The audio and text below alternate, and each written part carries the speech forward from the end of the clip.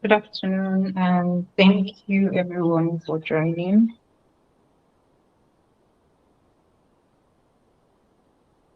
Thank you everyone for joining. Please, if you're with me, you can just drop your name and where you are joining us from in the comment section, the chat section. And let's wait 5 more minutes um, for the meeting to kick off by 12:10. So please let us know where you are joining us from in the chat section, your name and where you're joining us from.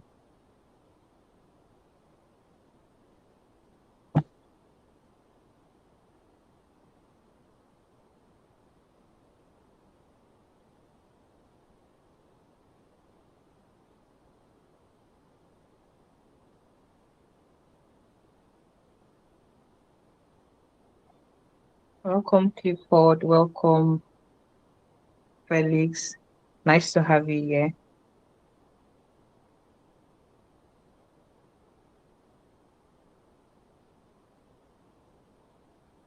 Welcome, Awa.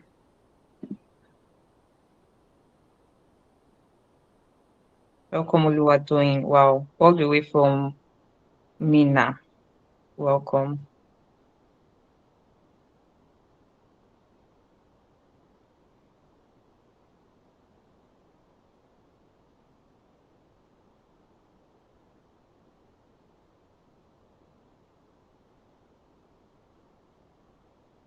Welcome, Augustine from Anambra. Welcome. So nice to have you here.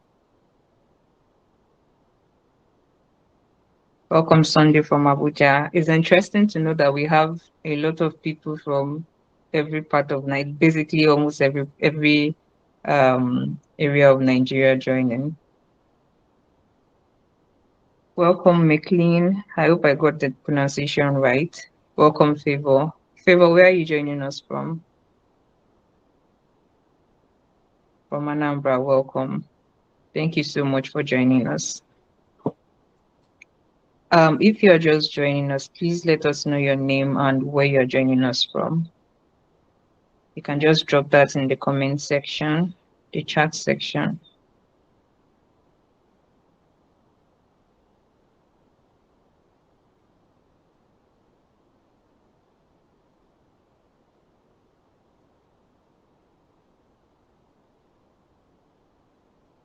The meeting will kick off by 12:10.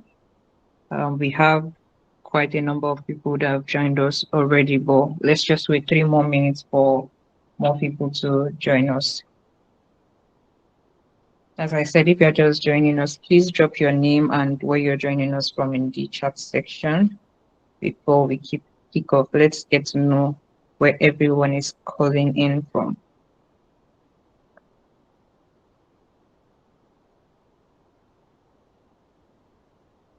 Okay, I think this is our first caller from Lagos. Welcome, Adigoke. We have about two people from Abuja now. Welcome, Sheyi. Okay, this is our first caller from Oyo State as well. Welcome, David.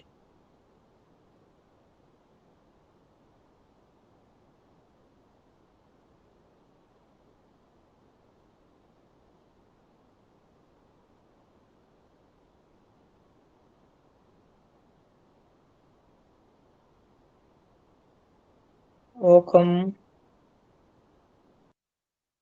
oh Mr. Adewale Okeyemi. This is one of our long-time clients. Welcome, sir.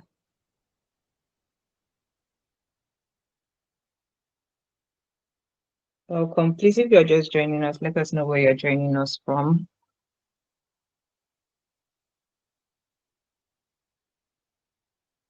So the meeting kicks off in the next 1 minute.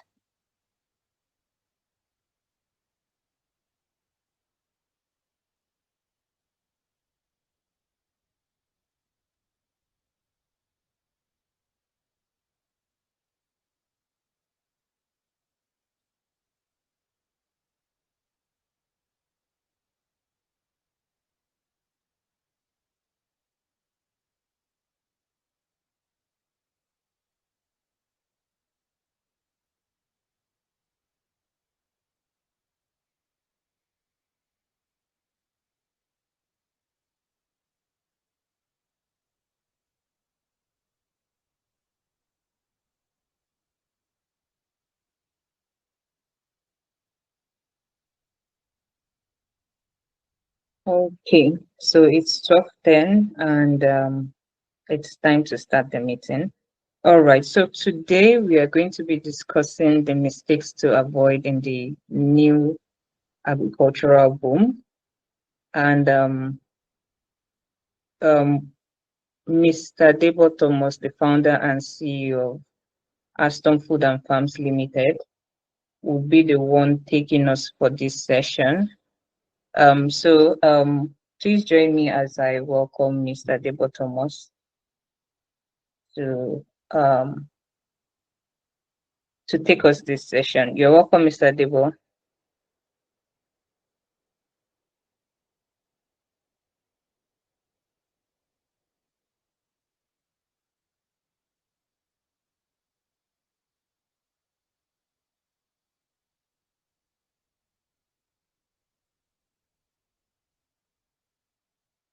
Am I audible?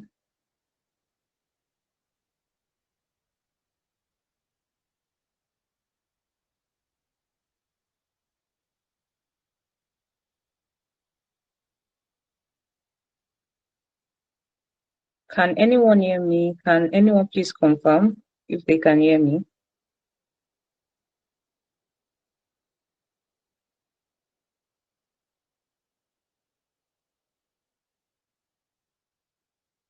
Okay, all right. Thank you, Mr. Musa Folami. Thank you, Mr. Idu. It's really nice to see our clients also joining this meeting. Thank you so much for joining us. All right, I think the network issue is from Mr. Debo, so he should join us shortly. Thank you so much. Thank you, Mr. Adegoke. Thank you for confirming. Thank you very much. So Mr. Debo should join us shortly.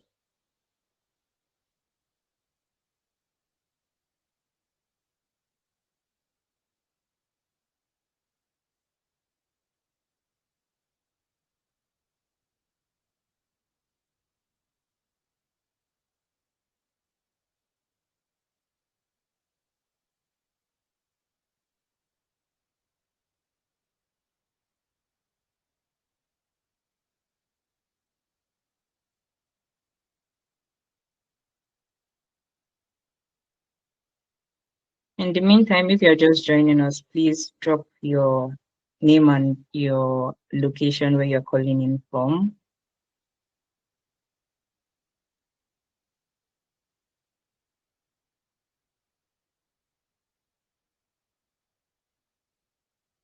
Oh yes, for now, we just want the communication via the chat section. So when it's the question and answer session, we would have everyone unmuted. All right, welcome from Enugu. This is our first caller from Enugu. Welcome.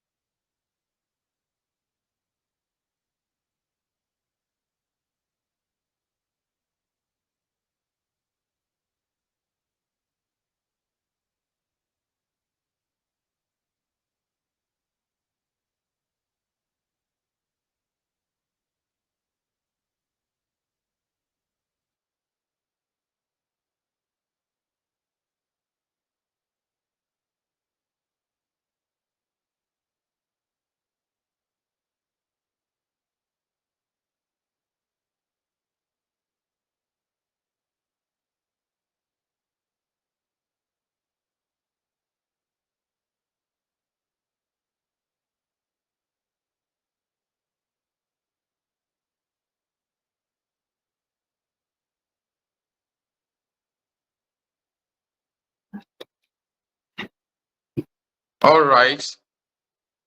Good afternoon, everyone. Apologies for the technical stuff. I think the host deactivated everybody's MIC and she forgot she did that. I don't know if I'm audible. If I'm audible, can I just see a show of hand? Yes, you're audible, sir. All right, thank you. I don't know if you can see people's faces so that I can as well turn on my camera.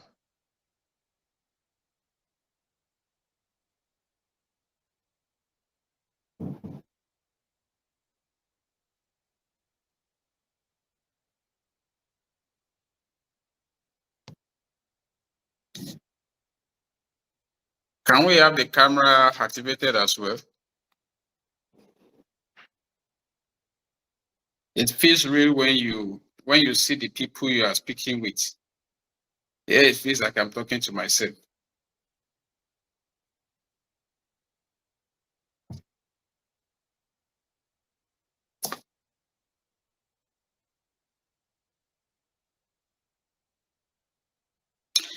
Okay. While we are trying to see the possibility of that, let's just dive into where we are together this afternoon. I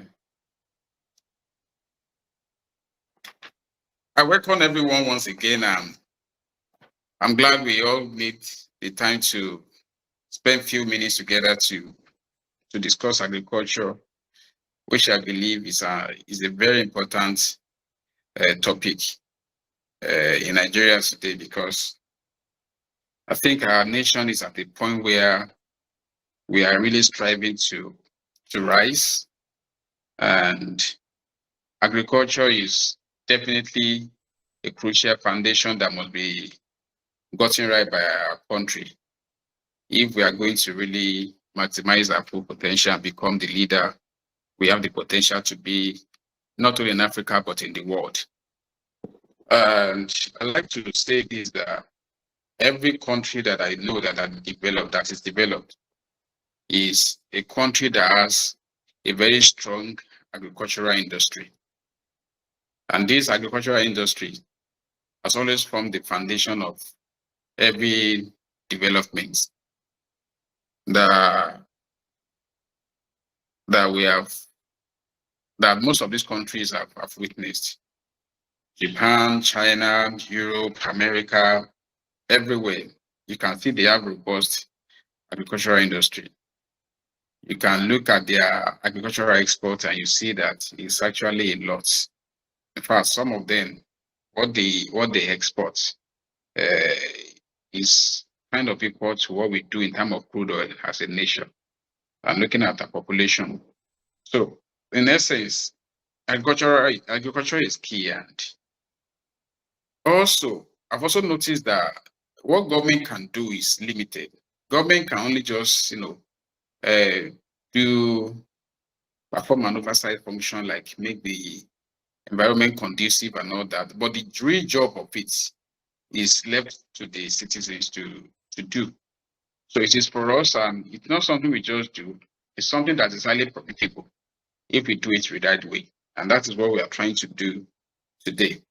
And if you follow, like, the topic we want to do today is on mistakes to avoid. The company Hastom Nigeria, we've been at it for over a decade. Personally, my experience in agriculture is about more than 3 decades. And I've been in agriculture since way back, and I've always been in love with it. But whatever is happening now is not new in the country. It's not new. This is not the first time that we'll be having this renewed interest in agriculture.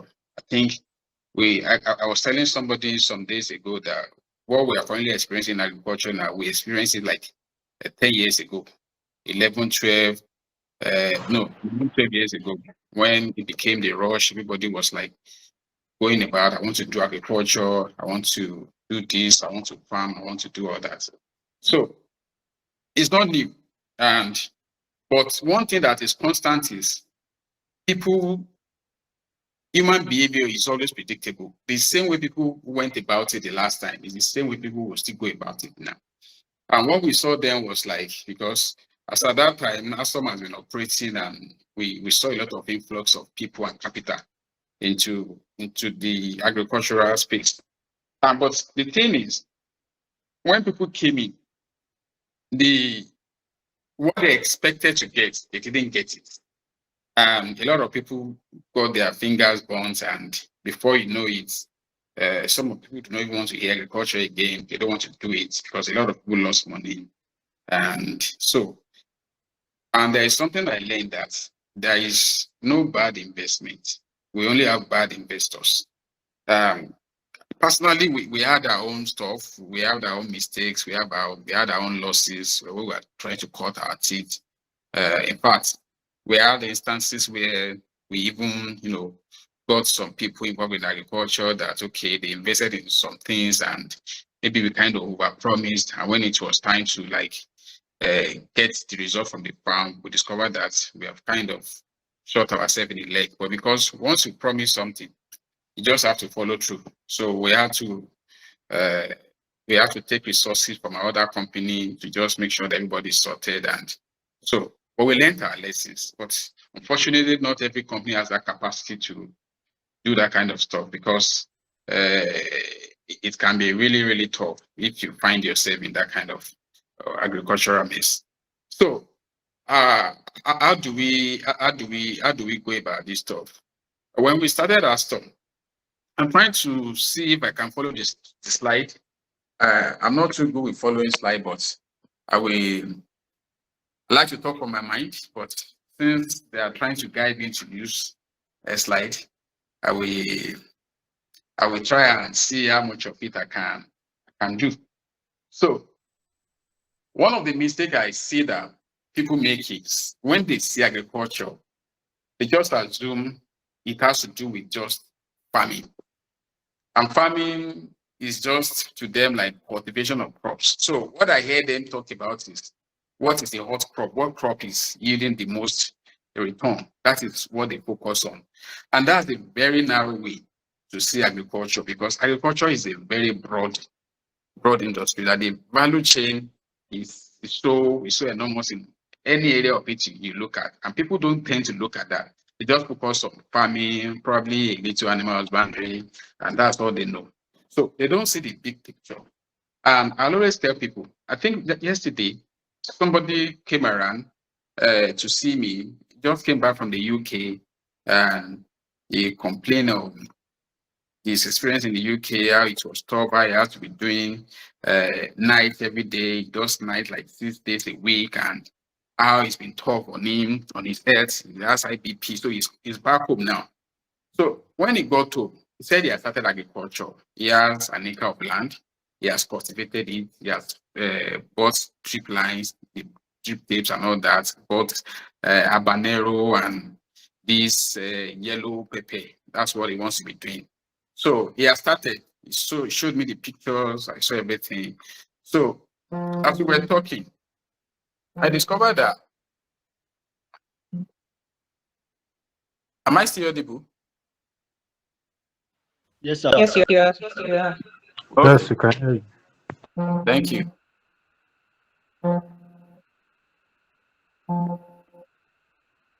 So I discovered that this person doesn't really have the handle on the entire thing he wants to do. He went into it because of the numbers he got. So he showed me his numbers, he showed me his business plan, and I saw it. He showed me how he was going to make about 60 million naira on an acre of land in about 6 months, and how just 3 pieces of the pepper will give him a kg, how a kg is being sold for like 5,000-7,000 naira. And the workings are so nice on paper. And when he showed me that stuff, I just smiled that, wow, here we go again.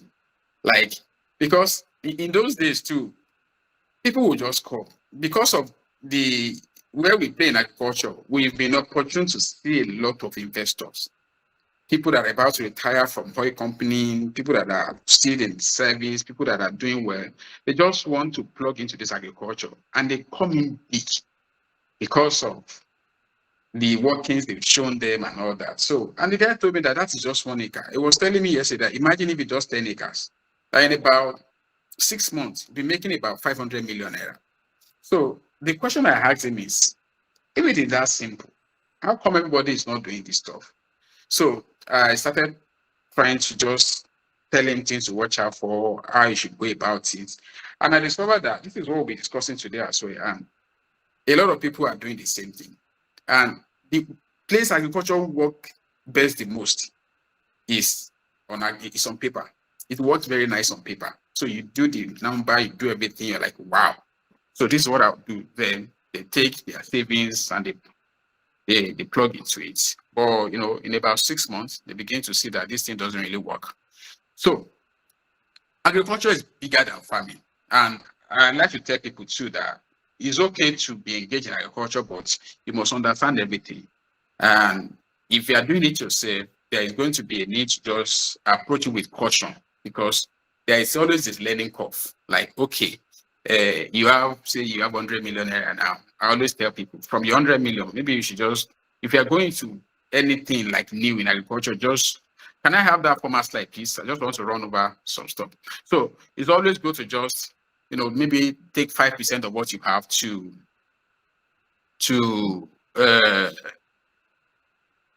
just have 5% of what you have to start. So agriculture is beyond farming only. We have crop and livestock farming. We have processing and value addition, aggregation and export, storage and distribution, logistics, agri-tech, research and development, and agri-real estate.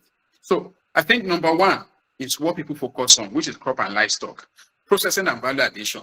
No matter how we look at it, there is this wide gap in that a lot of people are not seeing, because we still have a lot of things that still go to waste. So we can process, we can do value addition, and in that space, the opportunity is just enormous.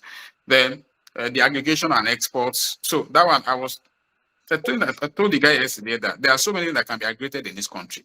Right in Ogbomoso, where we operate from, you have to see what happened between January and May of every year, when aggregators come from different places to just aggregate cashew, and some of them they export, some of them they sell locally, and they make good money. It's still agriculture, so it is not limited to just farming alone, where a lot of people see, and then the storage and all those things. So all these things, if you pick them one by one, it is so much. Then yesterday, I think I was telling the guy about research and development. So he was lamenting on the cost of seed.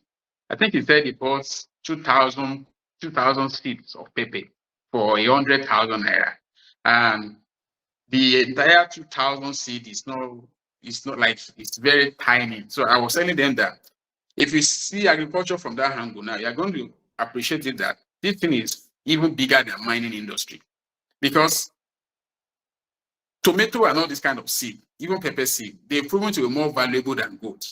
And they are so expensive that when you look at the volume of money that these companies make from all this kind of seed, then it change your perspective on what agriculture is. So can I have my next slide, please? So we were looking at that, and I'm like, okay, so what are we going to do? Then there is one that I talked about, the last one here, agri-real estate. And this is where people are not seeing. But I think we have different kind of investors for agriculture, and it's always good to know yourself before you go. There is long-term involvement in agriculture, then there is short-term involvement in agriculture. But unfortunately, we have more people thinking short-term in agriculture, and these are the people that want to put maybe 20 million in agriculture today, and maybe in 6 months they want that 20 million to become, they want it to become maybe 100 million or 200 million naira. Then they fall victim of people that promise them all this high return and all that. So thinking long term is one thing that I think people are missing out on, because with what agriculture is today now, one area people are not looking at is this issue of the real estate part of it. And if you look at the world today, if you study what is going on now, you see a lot of billionaires now, all these American billionaires and billionaires elsewhere. One major thing they are investing massively into is farmland. And there is a reason they are doing that. Of recent, you'll be hearing about Bill Gates and GMO stuff. This guy is looking seriously. I don't know, when when you've conquered tech, you've dominated tech industry for decades. And now, when you have all the power, like all the financial muscle, when Dangote made his own money, he went into refinery. So when this guy had made all his own money now, this guy is coming to agriculture and is scooping up farmland everywhere in the United States. It's probably the largest farmland owner in the US currently now. And they are also looking beyond US to get more land across the world. They are trying to do that in Africa and some other part of Asia. So that's to tell you something, that farmland is something that is finite. Once you can once taking you can manufacture more, and it's actually limited in Nigeria. One thing people are not seeing about that is Nigeria is not big at all, and I will get into that later as we progress. Nigeria is not big, and we always pride ourselves that we have large arable farmland. We do, but with the way things are going, our arable land are fast disappearing. They are fast disappearing, which offers some kind of opportunity for those that are looking into agriculture long term. So I would like my next slide. So while you are looking at this thing, the essence of this is to just look like agriculture as just a farming alone. So people invest in agriculture because they want to do it because everyone is doing it. They don't do their own research. Next slide, please. They don't do their own research, and they end up learning from their own experience, which is not always nice. So it's not a get rich quick scheme. You need to, do your research. And next slide, please. You need to get your research and do everything right and this thing. So, okay, I'd like to talk about this passion, farming for passion and not for profit, because I've seen a lot of people when they approach me, like, okay, they want to go into agriculture, and I listen to them. And I discovered that these people, they are just seeing agriculture not from the angle of they want to make money, but they are more emotional about, the farming experience, the experience they have when they visit a farm, when they see maybe cattle, when they see goats, they see pigs, they see corn, beautiful, when they see all those things, they love the experience and they want to have that experience. They want to own that experience. They want it to be their own. And most time I see them like people that, I don't know. People keep pets. Some people keep cats at home. Some people keep dogs. And, most of these pets we don't keep them for commercial value, except those that are into breeding of all these animals. And these animals, we feed them because, okay, like me, I keep dogs now. I have quite a number of dogs, and I know how much I spend on these dogs per month. And these dogs, they are not making me any money. When they are sick, sometimes I spend more money on them than I spend on human beings. They don't give me any money. I just love to have dogs around. I just love them as pets. And maybe sometimes they serve as security guards and all that, but that is the same thing people do for agriculture. They go into agriculture not with a mindset for profit. They might say they want to make profit, but with the way they started, it is not looking towards profit. They just want to do something because that is what they like. And I tell them, do you want to do agriculture for humanitarian purpose or for profit? Because if you are going to do it for profit, you are going to have to define it from the way you go about it from the start. But if it's for humanitarian purpose, then your passion can guide you. If your passion guides you, but just know that unless you have a very deep pocket, it is not going to be sustainable. So for it to be sustainable, it must be profitable. You can do maybe something like this year now. Okay, you like the results you get, but when you take it to the market, it is the market acceptance of it that guarantees that you can still do it again. So without you having the capacity to sell to the market, like you use maybe like a 2 million naira to produce some produce now, and you get to the market, and somebody that used just 400,000 to produce the same thing, you guys go to the same market.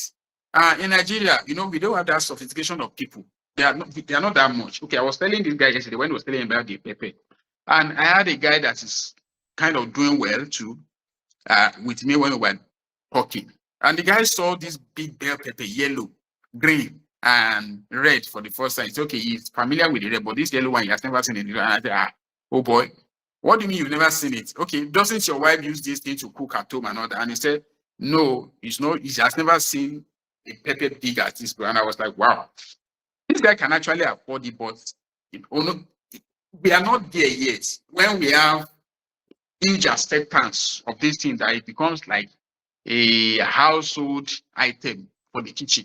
So which means the number of people buying some things is very, very limited. So when you want to now say you want to do organic, it is good, but you have to be sure that your market is there that will take it. So people go into farming for passion. They just love to see it. I just love agriculture. It is good, but I'm afraid it doesn't sustain it. What sustains it is profitability. So that is one thing that people need to go. It's not about emotion. It is not about emotion. Your passion can guide into, okay, I love to be in the farm, but the number part of it is crucial. The number part of it is crucial. It is a number before you start. Okay, even to the number of the size of land you have. What is the size of land you have? What is the population of crop you are going to have on that plot of land? Those things are very, very important. Except those things are in place, believe me, it doesn't always end well with people that just go into this thing without then because you like an animal, it's not the reason why you should go into it. I always tell people that me as a business person, I'm not in love with any line of business. There are some things I like. I can be doing it, but I will look for something that is profitable. I will do. So if I like cattle, if cattle is not profitable and it is cat rearing that is profitable, I will go into cat rearing. If I'm doing chicken and I see that the dogs are making more profits, I will go into that. Can I have the next slide, please? So that is one of the things that people need to do. Then another thing people don't do is, I think it's an African thing. Talking about this, my next slide. People like to own everything 100%. We like the sense of ownership. Oh, it's my house, it's my car, it's my this stuff, it's my this thing, which is so nice to have something of your own. But there are some kind of enterprise that they are better done partnering with other people. So I've seen a lot of people that have come around. I've seen people that have spent close to maybe $1 billion on agriculture. They will just come around, they will buy 200 acres, 300 acres, and before you know it, they begin to just,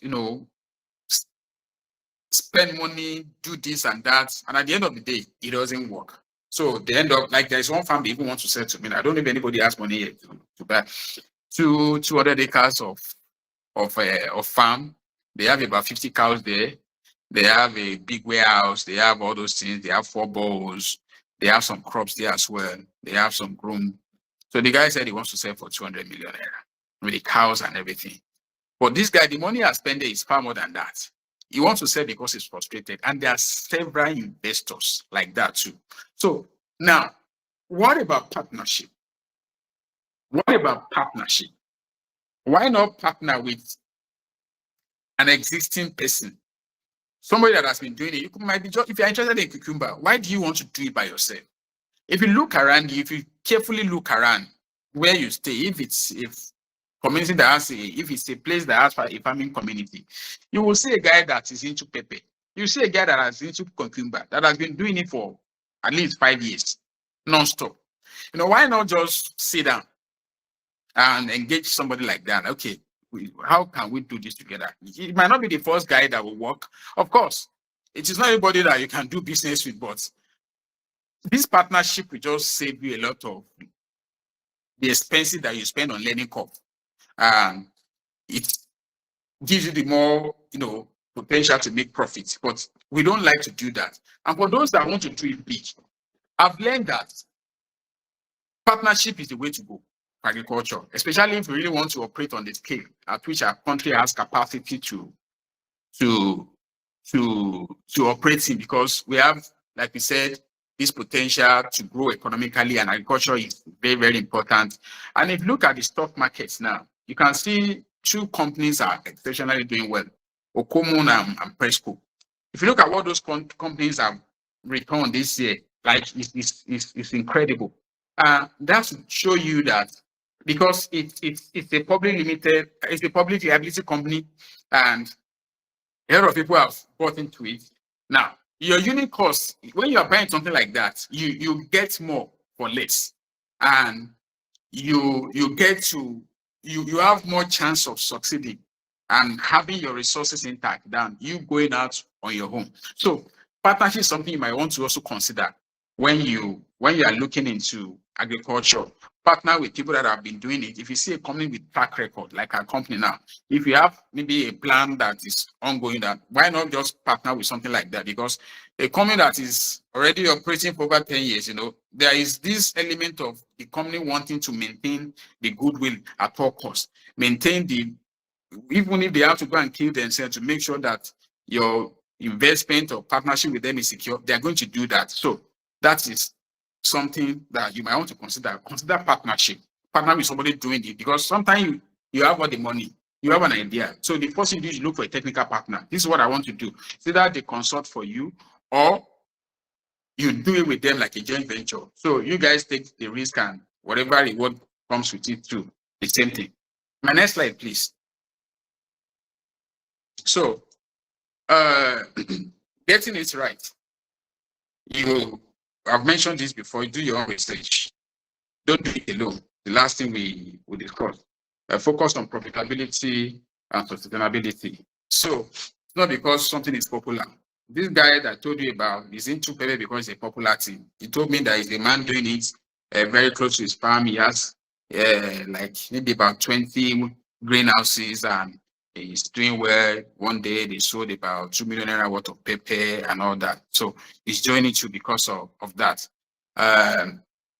Then I can see some people are dropping questions already. We'll get to question and answer section, and I'll take some questions.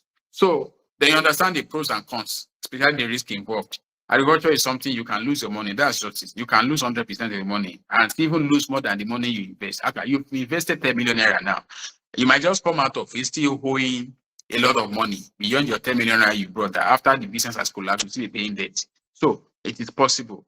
And we've said before, let passion guide you, but the number must take the lead. So that's for my next slide. So question and answer session. So, but before we get to that, I will still talk about this part. This part where I was telling you about the opportunity. If I can have that, I think it's second or third slide. We were talking about, yes, this one on the opportunities there in agriculture. There are more than this, but these are the ones that I can just quickly, because I saw something now, somebody was asking the opportunity in this thing. So under crop and livestock farming, let me show you this. If you look at that, if you just take crop and livestock farming alone, I always tell people that I have one formula that I always share with people.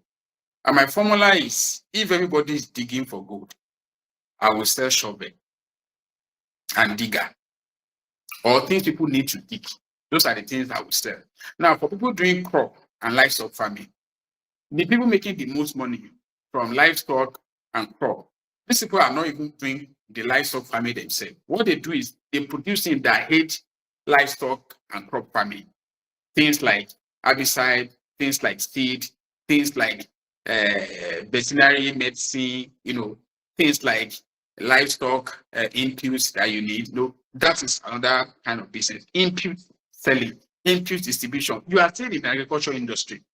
You might be trading those things, and at the same time, you might just be a manufacturer of those things. It is possible, because there are some kind of crops we do in Nigeria that, if you look at the number behind them too, is big. If you check the statistics, it's huge.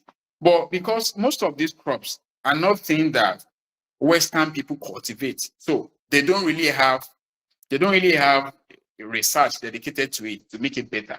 So you can go into those kind of stuff, like how can we make our yam more profitable? How can yam farmer be more profitable? Why people don't do yam? So because we do it now, can you just help yam farmers? What can you do for yam farmers? What solution can you give them that can increase their yield? You think about that, it will help you. Processing is something you can go into. Now, this there is aggregate as well. For those that are into tech, agriculture needs a lot of tech. It needs a lot of tech to just, from land mapping to, smart irrigation to like, using drone and some other things to just weather prediction and whatever it is. So we need all those kind of stuff. Now, but the one I think it is open to everyone that we can do is it agri real estate. People don't know how huge it is and how much of an opportunity it is because Hastom, one of our strengths is this investment we made in agriculture, in real estate, as far back as like maybe 15 years ago when we started buying farmland. Since then, we've not stopped. We've not stopped. And in your state now, and I think if they are talking about entities with the largest farmland, I'm sure our company is going to be between 1 and 3 in your state because of the size of land we've invested in. So why are we doing this? Now, let me show you this. I like to tell people like, we think Nigeria is big. Nigeria is actually too small. When you look at the population we have. Now, Nigeria now, I think we're about 230 million people. If you look at Namibia, Namibia is almost the same land as Nigeria. Namibia is almost the same land size as we are. But Namibia's population is just about, it's not even up to Oyo State population. It's maybe about 2 million plus, and we have the same size of land. If they want to share Namibia's land, everybody is going to have plenty land. Like a lot of people are going to have a lot of land. They're going to have a lot of land, and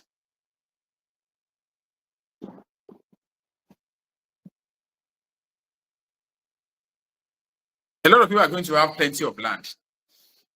And in Nigeria now, when I did the maths, if they want to share our land per citizen, that all the land we have in Nigeria, that includes Sambisa, that includes the Niger Delta region where the oil has destroyed the land and all that. Everything we have, if you want to share it equally, our population, what you will have as a person, you cannot have 1 acre.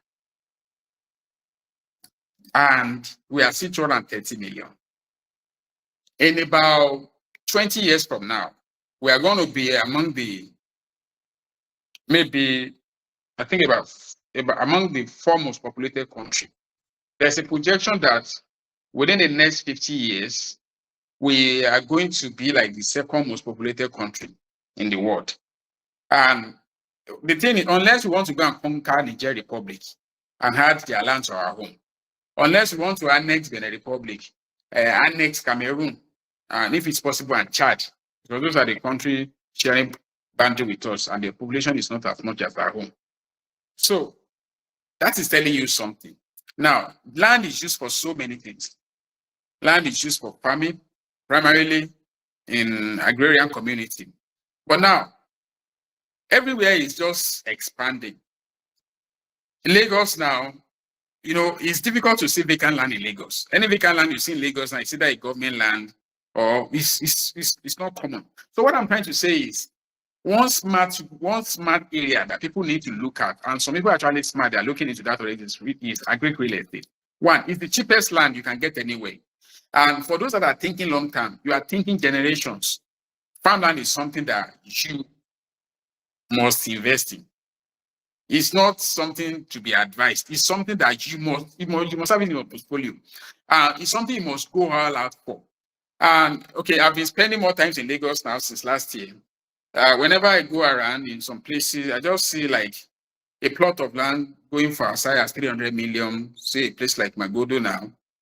I want a plot of land there. Maybe there is no even land. Maybe I want a house I can just demolish and build whatever I want there. So they'll be asking for like, before you can even get to 50K, 250 million, it's a lot. And I look at it, okay, what can 250, 300 million naira do? You know, you are going to buy a whole, it's a lot.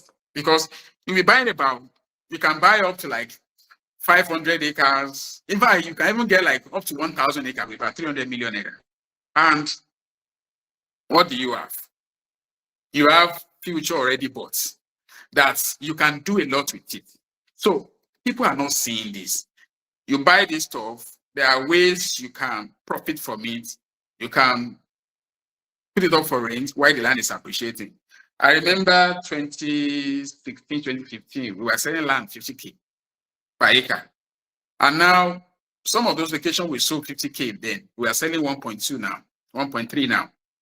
We can say, okay, inflation, but the land is not valuable yet. Till we begin to now, like people are moving towards Ibadan now, and other secondary cities in Nigeria are getting big because we are getting to a point now where secondary cities of Nigeria will become other powerhouses too. Places like Ogbomoso are going to be like the next secondary cities, as you have in other countries that America is not about New York alone. We have other places that are actually developed, and land is going to be expensive. So farmland is something you should look into. You can keep it, you can make use of it. It's a huge store of value, and it's a smart thing to do that. If you have, say, like 200 acres now, and your children are grown in about 25 years now, it's going to be one of the best gifts you can give them. So I'll take questions and answers now.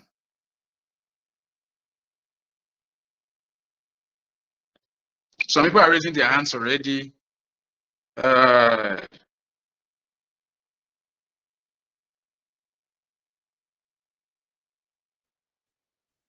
right, thank you, sir. I think we can have Mr. Ajabi ask his question.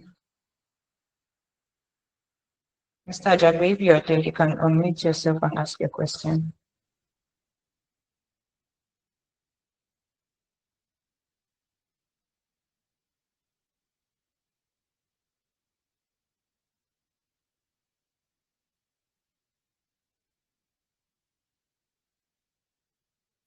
If it's not ready, can another person go?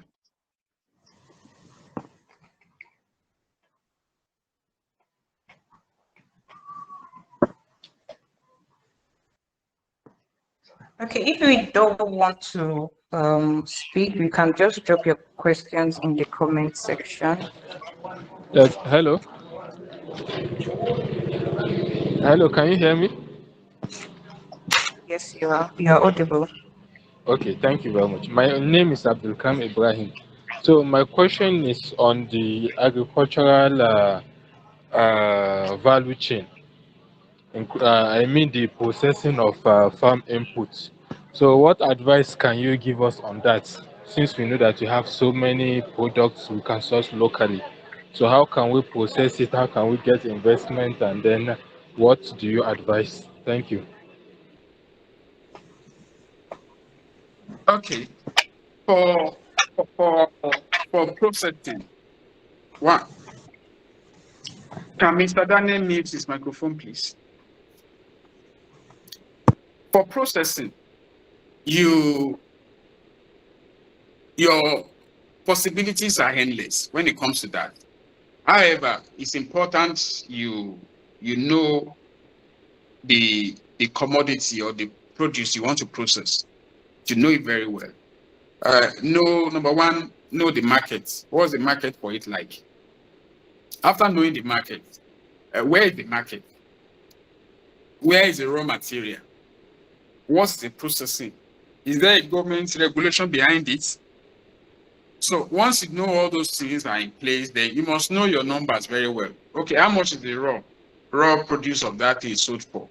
Where is it grown?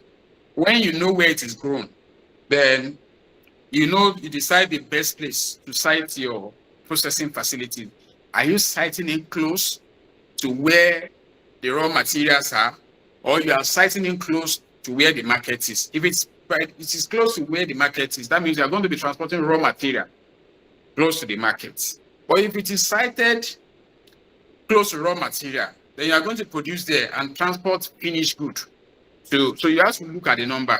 Unlike cashew now, In Nigeria, the cashew we consume is not that much. So most of the cashew we produce are exported out raw to the countries that process them, like Vietnam and India and some other countries like that. Now, but me, I'm of the opinion that why don't we just process it and ship finished good to those countries? So because I think the cost of shipping uh, finished good will not be as high as process as shipping. But when we looked at it too, people process it in those countries, they have their reasons. One of the things is there are some byproducts from cashew that Nigeria does not have market for.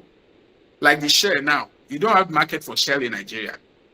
But there is market for those things in India because the volume of those shell in India is enough for off-takers to industry that buy those things. There are quite a number of them there. But in Nigeria, if you do those things now, some of your byproducts, you not have markets to take them. So because of that, they've looked at the cost of transportation that, okay, let's just ship everything raw to India or Vietnam, we process there, then. So you must know, these are the things you must know. And concerning finance, I always tell people that finance is a major issue, but it's not the most important thing. The most important thing is to do your numbers, make sure that you have your facts, and you start with the little you have. Once you start, just prove that okay, this concept actually works, and it's not by it must be proven by what you've done, your results, the the profits you made, the number. Sometimes you don't even make profit. You understand? A profit does not determine whether a business is good or not. So even if you made losses, but there is a way you have to like do your book right. So and people are only looking for good opportunity to invest in. So it can be an institutional investor, it can be an individual investor. So just get your facts right, and you are good to go. I don't know if that helps. Yeah, hello. Yeah, Yeah, we can hear you. Please go yeah, ahead. good morning. Good afternoon, Ogadebo. Mr. Daniel Essex, Ah, sorry, I was how also is the nation attending today? another. I'm fine. I'm fine. I just finished. I was also attending a workshop on grant writing. So they just finished it, not quite long. Yeah, So yeah. good So to have you here. my concern is not that people are not really exploring business opportunity in agri. I think the fear that we've had over the last three years has been the question of insecurity. And so you find a number of people trying to partner with organizations that can manage farms, that runs managed farm schemes. I know you used to do that before. I don't know whether you still do that, where apart from when we have arrangement like farm crowding, where people get funds and then invest in farm, and then you work as an intermediary between the farmer and the investors. What people do is people get buy farms and then handle it and give it over to experienced hands like you to run. Do you understand? Do you have that kind of arrangement in place? And then also for that are young people. I raised that question in a forum very recently. When you go to a bank like Bank of Agriculture to raise funds, the maximum amount limit they can give an individual is about 250,000. And I know, like I said, that amount of money cannot even buy, even I'm sure an acre in is saying now. That used to be the cheapest area to. And I think I raised that question with the MD of Bank of Agriculture. And I also raised it one and two forum. I'm being told that they are working on a review, they are working on it, which I'll be very happy. So, from your own experience looking at finance, what options are you throwing to the public right Nigeria? Is it that for those who are, because I saw the options you talk about processing and all that. Even if you want to go in or operate in a controlled environment, which means you're even running a greenhouse, an average greenhouse is about 7.5 million. So for a young person, it's not just there, but for if they are investing, if you're running that your platform, since you are very successful, are you considering providing managed farm opportunities for Nigerians who wants to go into agri, who cannot bear the consequences of the laws and all that? Do you have that? Maybe that's why I was talking about business opportunities, not just starting from these things, because some of these things, in the face of insecurities, are not workable again. Okay, and the few farmlands that are safe, maybe around or your a few, even by now, there are places you cannot guarantee agriculture. So I want to find out from you, in specific terms, what are you offering Nigerians on your own? No, yeah. Okay, thank you, Mr. Esset.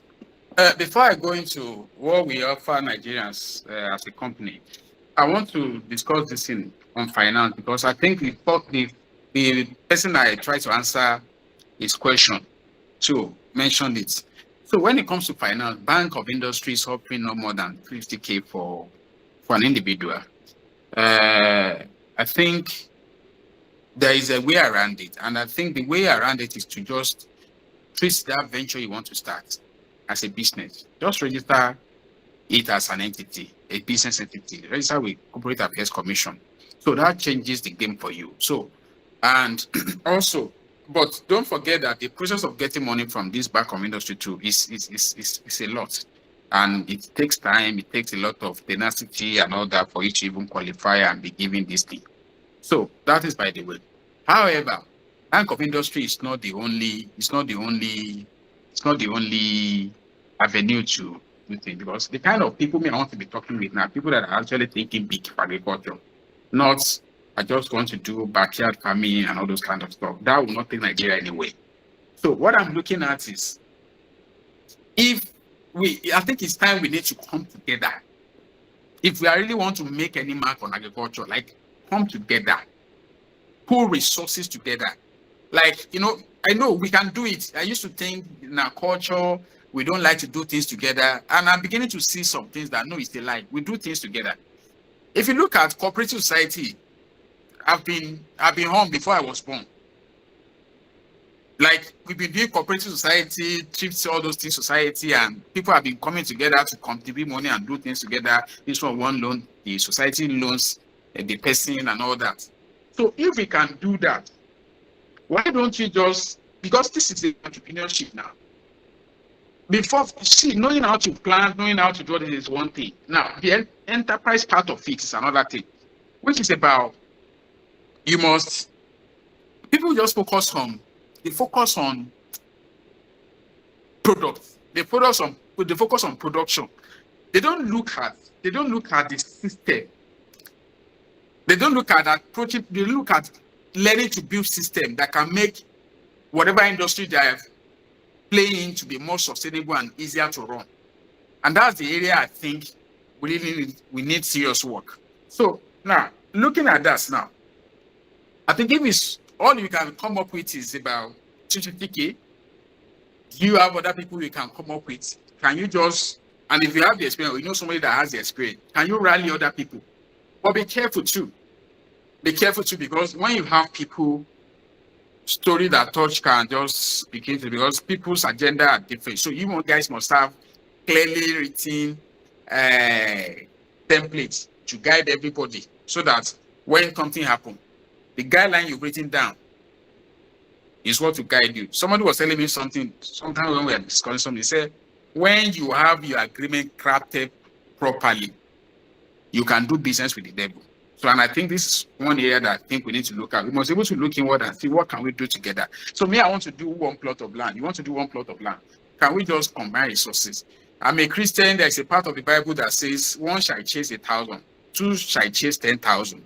So there is a lot of wisdom in that thing. But the work now is not to start thinking of what to farm. It might just take you 2 years, 3 years to really learn and master the heart of rallying people, convince people to like come and do a project with you. That is the kind of entrepreneurship that farming will need going forward. And by the time you have that kind of muscle with your entity registered, it might be Bank of Industries, it might be another industry, they are going to take you serious that way because your scale will be interesting. Now, concerning insecurity, we all know it's a major issue. It's a major issue. But in all honesty, in some part of the country now, is tough. Like people, places like Benue, maybe some part of Middle Belt as well, and Niger, and some places like that, Sampara, and all that. But here in Oyo State, we don't really have insecurity problem. We don't have it. What we have occasionally is maybe herders just encroaching on somebody's maize farm, they eat and they run away and all that. So it's not that pronounced. It's something like we are used to. And it is once in a while that I just hear one terrible news that somebody macheted somebody to death, and it's not common. It's something you hear maybe once in like 5-3 years. So it's not common like that. So I'm not saying those things don't happen, but then as a farmer too, security should be like, it's not that exotic security, but just be security conscious. But so right in the southwest, where we operate in Ogbomoso is very, very peaceful. Like we have farms covering thousands of acres and hectares, so we don't really have security issue around there. Now for Hastom, what do we have for people? We are always thinking on how we can make farming experience seamless for people and profitable. And it's one of the things we've been doing. And very soon we'll be announcing some offers on what we do. And one of the biggest things we do is cashew. Cashew is the biggest thing we do. So we believe so much in cashew because it has so much power. It has so much to contribute to the development of this country, and especially Oyo State, where we operate and where I happen to come from. So cashew is going to be one of the biggest opportunities we'll be offering people very soon, towards the end of this year. And we're looking at something where people have been interested in cultivating cashew, but the thing is, when you look at the cost of land alone, and the cost of clearing the land, the cost of farming the land and all that, it can be huge and can be discouraging. So we are looking at a way where we want to really make having a cashew farm flexible, that you can actually own a cashew farm to yourself and have flexible plan to own the land at least for 40 years. It's going to be in the form of lease and long-term lease. So you might not have to buy the land, but so we are still working on it. Once it is ready, it's going to be announced. For crowdfunding, we are not really, we don't announce projects. We don't see having people's money with you is a lot of responsibility, because I've learned that not having money is a problem, and having too much money too is problem. And too much money is when you have more than you need. It's a huge responsibility. So what we do now, we have other projects we are doing, but you don't just want to take people's money, except you are sure that, okay, this thing, we need more resources. Okay, we are doing this on the scale of 100. If we take it to 1,000, it will still be controllable. We have to look at a lot of factors like manpower that is going to help you, that is going to assist you in delivering whatever it is you want to deliver. So you don't just say, okay, you need money and people give you money now. You now begin, because the moment that money enters your hand now, you have an agreement with people, a covenant with them, a contract with them that, okay, you are going to get XYZ percentage. And if you cannot get that money to work and produce it, it's a problem for you. When the time comes, you must produce. So we are not doing that. Rather, we're encouraging people to okay, do your stuff. Though we have a plan. We call it tree plan. Tree plan in the sense that you don't have enough to buy cashew, to buy your own cashew farm. You can buy into our cashew trees. We have farms that we cultivated already that makes trees on those farms are for sale. So you buy into those cashew trees. When you buy those cashew trees, what you are doing is annually, you have a certain date that you get your return on cashew, because cashew fruits annually. The fruiting start from January till late April stroke early May. So all the cashew, there is a way we've done the numbers that, okay, this is what you get. But that plan is something that is an agreement that will make us run a venture together for 40 years. So, but every year you get return on your money. Every year you get return on your money. So that is something you do from cashew for those that are interested in doing something around cashew. So that's what we have. Then we have farmland, people that want to farm, but they don't have the resources. to buy their own land. They just want to rent land. So we have land for rent. This year, I think we've rented out about 3,000 acres to farmers, and our land is very, very cheap. I think annually you pay maybe 20,000 or so per acre, and you are good to go. So that's what people pay. So you do your clearing, and if you are lucky, or your state is doing something too, you can, but it can take a lot of process. You have to wait on them. You pay half for the cost of plowing land. So that's one thing that they do. So I don't know if I get all Mr. Said questions. Other questions, please.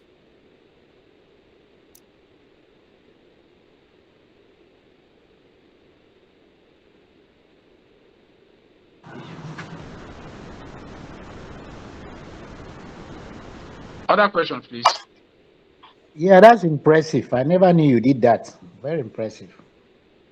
Thank you, Mr. Said. Okay.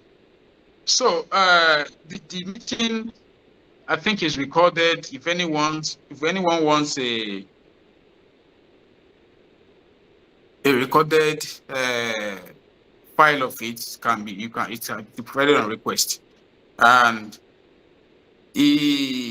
about our website, yes, our website is currently ongoing. You can send us a mail, hello@hastomnigeria.com. hello@hastomnigeria. It's currently undergoing upgrade. I think in about 2 weeks from now, max, I think the website should be up and running. We are overhauling everything on the website, so it's going to be ready in about 2 weeks or less. So we're aware of that. So it should be ready soon. Any other questions, please? We spent about an hour in this. So yeah, please, before you go, because you just talked about that investment aspect, which I wasn't aware, where you see people invest in your cashew thing. Do you have any document one can share with people? I'm just hearing it for the first time, sir. Okay. I think we have a plan for that. We have a brochure for that. It should be provided on request. It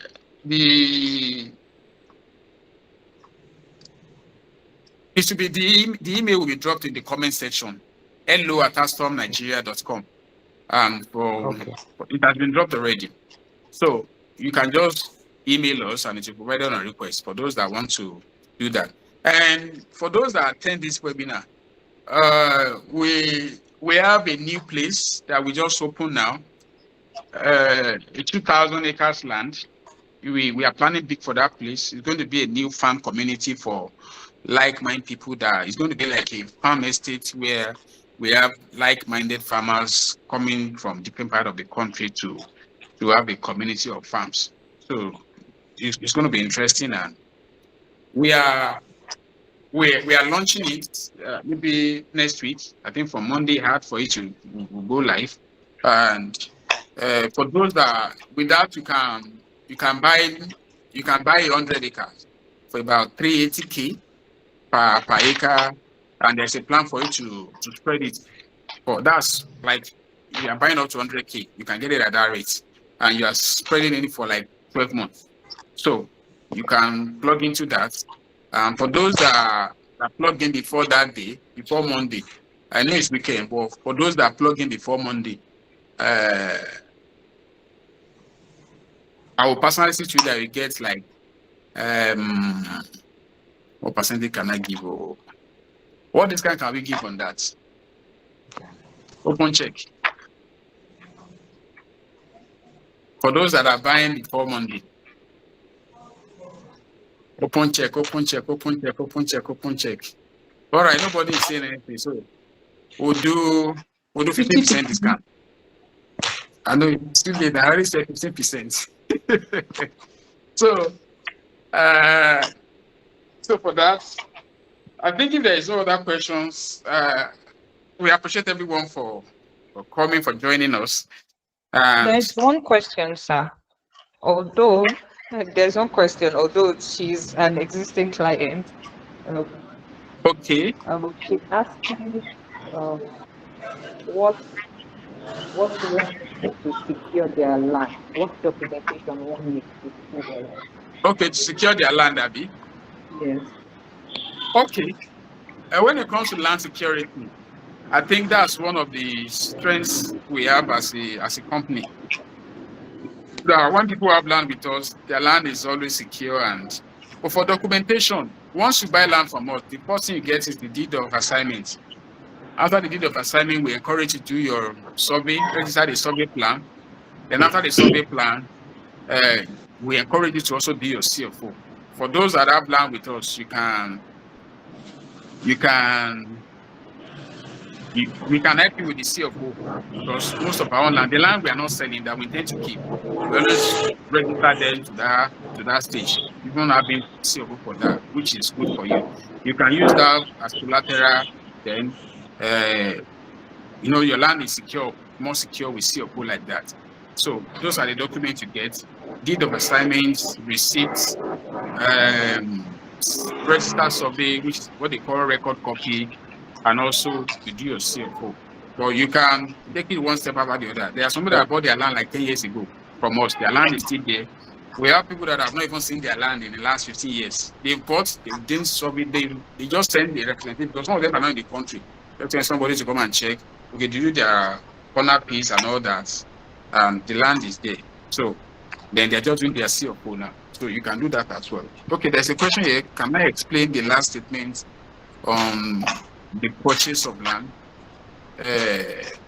Okay, two ways. So we encourage people to plant on their land when they buy it.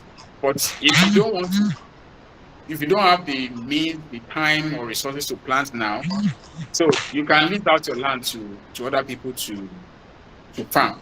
And one of the things we are doing now is for people buying land.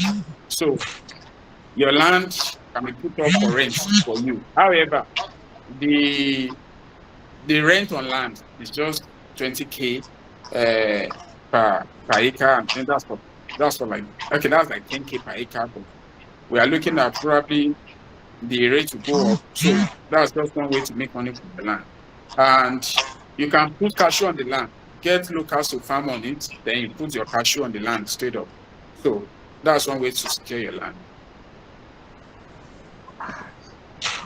So don't forget the discounts. The promo will go live. Will go live for Monday, and for about I think that will be about 38 million naira. You can own 100 acres of land, and you can spread So the payment for 12 months. we have more people raising their hands. Please, let's try to wrap up the questions within the next 10 to 13 minutes. Mr. Adeoye, please go on with your question. Okay, good morning, Ogami. Good morning, sir. Adeoye, nice to have you here. Well done, sir. It's my pleasure, It's been a while. Yes, sir. Thank you for the job well done. I actually commend your efforts, sir. I think my question is actually related. It's coming from the perspective of a student angle, right? That Hastom is not new to me. Yeah, I've been part of Hastom, and it's a pleasure to actually join here. All right. So, in fact, I have to set my alarm to be able to join because we are in the morning in this part of the continent, right? So, I'm coming. I want to solicit, or should I say, I want to ask a question that thank God, Hastom has been an established sector in agriculture in Ogbomoso, particularly in Oyo State. But then I think young chap like myself, which is an experience I've had with Hastom for quite a number of times, I want to learn from the wealth of experience of Hastom. Currently, does Hastom have a plan for internship for someone that is interested and want to learn from the pros and cons of agriculture? Okay. Thank you, Mr. Adeoye. One of the things we are considering is like the vision of our company is to be the catalyst that enhances agriculture in Nigeria. So one thing we are committing to next year is we'll be having an institute, more like a vocational center that is dedicated to people that really want to do agriculture. We need that because we discovered that a lot of people that are interested in investing in agriculture, but they have the resources. By resources, I mean finance. But the skill, the manpower is not there. We have manpower that are not skilled. So not skilled, people are skilled to plant things, but they are not skilled in managing farms. So the institute is going to focus on producing competent farm managers so that when people come, with resources come to invest, they have these hands that are already trained, both on the field, the administrative part of a farm, so that people with resources can now have that pool to leverage on. So that's one of the things we are trying to do in agriculture. And I believe that people that are put up for such too, this internship, training, and all these things, they are going to be, it's going to answer that questions, and it's really going to be helpful to a lot of people. So in the coming weeks, it's one of the announcements we'll be making, and I'll just tell us to just watch out for that, and it will be launched. The training will be happening in Ogbomoso, and so I don't know if that looks like something you are looking at. Yes, sir. That is perfect, sir. Thank you very much. Thank you. Mr. Joseph from Adamawa, nice to have you. Okay, I think you want to ask a question. Yes, sir. My question is, I'm sorry. First of all, sir, I want to ask for apology for coming into the platform late. It's okay, sir. I am Joseph from Adamawa State, Minchika local government precisely. And I've been following this program for a long. Surely I have interest on the program, but that's why I asked the question that whether such a program is existing in Adamawa State. Okay. Thank you, Mr. Joseph. Adamawa is one of the greatest community for farmers in Nigeria. A lot Yes, of sir. farming activities going on there. So, Yes, sir. however, it's one Nigeria. You are in the north, Yes, we are sir. in the south. We are talking here. Technologies have made it easy for all of us to talk. So, Yes, sir. what we do is, we as a company, we are not operating at Adamawa, but Yes, sir. we are looking into possibility of doing things around that place, because there are some crops that are more cultivated from that place than here that we can collaborate. So Yes, sir. as we progress in our own journey as a business, who Yeah. knows what we'll have to do in your region very soon. So let's Yes. just keep in touch and stay together till that All time. right. Thank you very much, sir. Welcome. Thank you. So Thank in you. the absence of no other questions, I want to appreciate everybody once again for taking time to join us. The slide for today is also available on request. So to be sent to us, we can just look through them just for reference, and to just and I think the slide alone is enough to even guide those that are interested in investing in agriculture. So upon request, it to be sent to us. So I want to wish everybody a great weekend ahead, and thank you for taking your time to join us today. Thank you. Bless Thank you you. too. Thank you. Thank you.